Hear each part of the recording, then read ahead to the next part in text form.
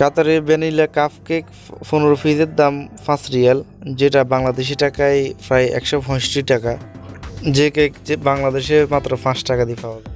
কাতারে 1 কেজি মালটার দাম 5 রিয়াল, যেটা বাংলাদেশি টাকায় প্রায় 170 টাকার উপরে।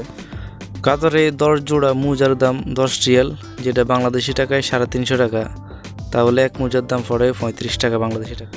কাতারে সাফারি মার্কেটে এই চিকেন উইংসগুলোর দাম 5 রিয়াল, যেটা বাংলাদেশি টাকায় প্রায় 170 টাকার উপরে।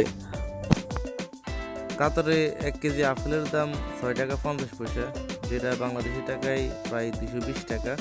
এই আপেলগুলো বিশেষ করে মিশরি, ইজিপ্ট কান্ট্রিগুলো থেকে আসে। কথা রাখার জিনিসটা পলিথিনের মতো, মাটির নিচে চাপা পড়ে যায় কিন্তু পচে যায় না।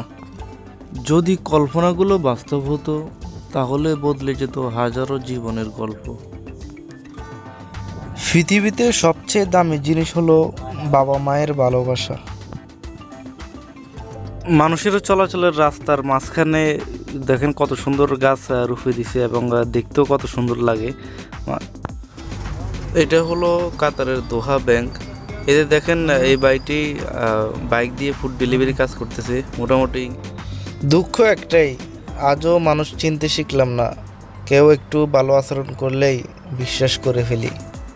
তাই যতদিন যাচ্ছে মানুষের প্রতি বিশ্বাসটা উঠে যাচ্ছে।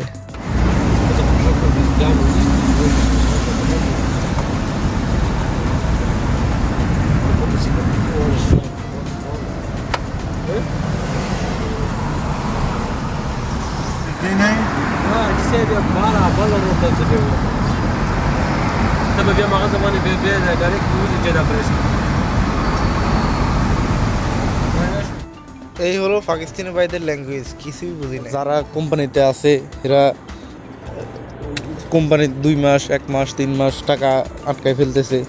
কি করব মানুষ, আমি নিজেও আমার সাথে যারা আসছিল আমার নিজেরও প্রায় 7-8 জন বসে রয়েছে।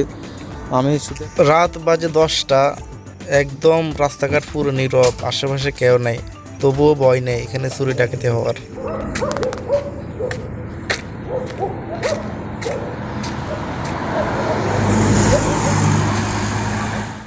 এটা হলো কাতারের গ্রাম সাইড।